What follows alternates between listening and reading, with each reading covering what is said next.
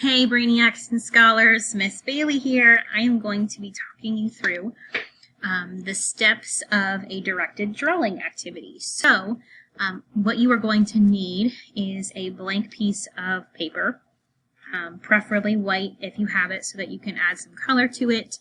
But if you don't, that's okay. Grab a piece of notebook paper or whatever that you have nearby. Another option is always your whiteboard. Just know that you won't be able to keep it to color or to last. Okay, so if you have a piece of paper, what I would recommend is holding it so that it is tall, okay, long ways. What I would also do is make some creases just so that way when I'm talking about drawing some of these lines here, it will help to know where the centers are in your paper. So I'm just going to fold it in half both ways. So that way when I open it back up, I kind of can see 4 different quadrants.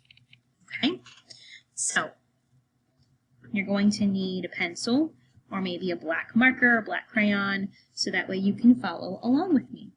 Okay, so what we're going to do is we're actually going to find kind of the center line here, right through the center of your paper, and draw some slight curved lines.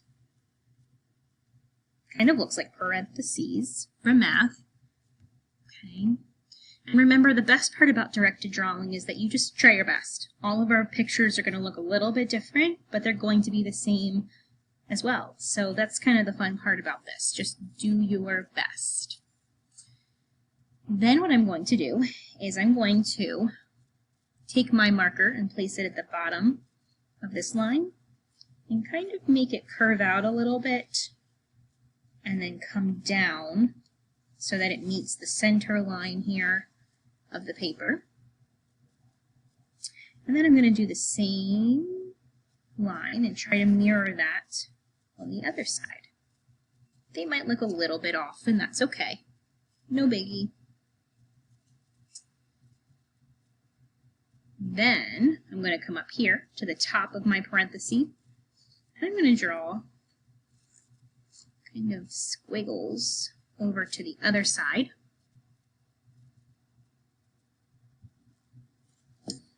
And then I'm going to actually start back over here at the squiggle and almost make it look like a long cloud.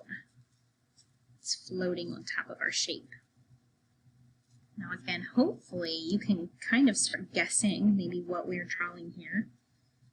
Take a good guess as it relates to what we are talking about today. I'm then going to come back to the bottom of this shape down here, and we're just going to draw kind of a curved line on either side, and then make kind of like the top of what we did up here with our cloud. Okay.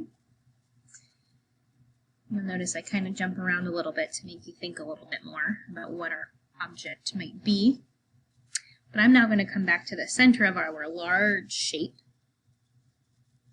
and kind of find a good spot, maybe right near your lines here, to draw 2 circles.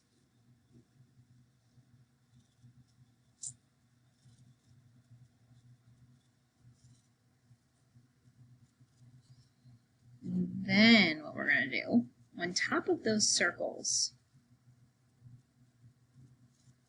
make kind of like a long oval that's kind of arching down. I'm going to try and draw the exact same one then over here. Again, doesn't need to be perfect. Just do what you can. Maybe you can start to make a good guess. Now I'm going to come back up above my long cloud, and I'm going to make just a very small short line kind of going up here. do the same on the other side, but this one is going to arch over and come down. Maybe you can guess that we're making some kind of Santa hat here.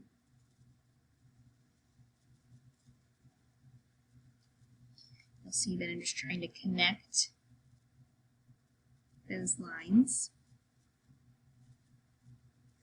And now I'm going to make a giant poof ball on the bottom. Any thoughts as to who this character might be that we're drawing? I bet some of you can take a good guess right now. I am then going to come back to the center of our large shape. And you'll see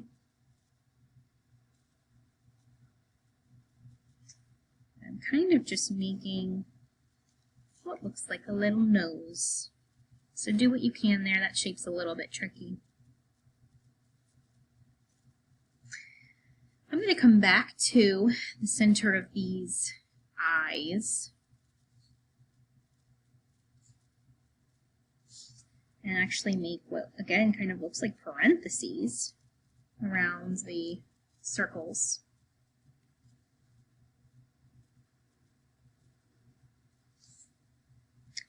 And then draw kind of a curved line underneath of those.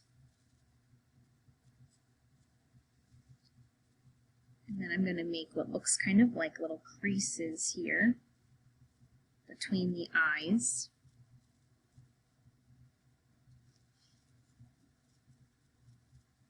Since this character is a little grumpy, this makes his face look a little grumpy too.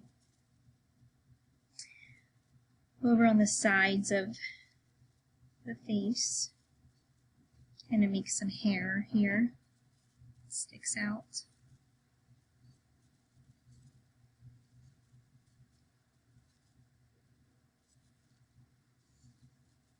In the center of our large shape, we're going to draw a mouth that kind of looks like a mean snicker. Hopefully you can see that this is the Grinch. Just to finish up his coat, I'm going to finish up his furry collar here. Kind of looks like the poofiness on his Santa hat. And then draw his shoulders that come down. And there you have it, Brainiacs and Scholars, the Grinch. Feel free to add in some color. On my picture it shows his eyes are darkened in, if you'd like to add that.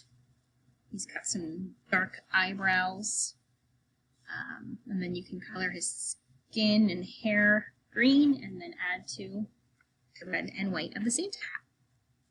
Good stuff, guys. Hope you had fun. There he is, the Grinch. Enjoy coloring.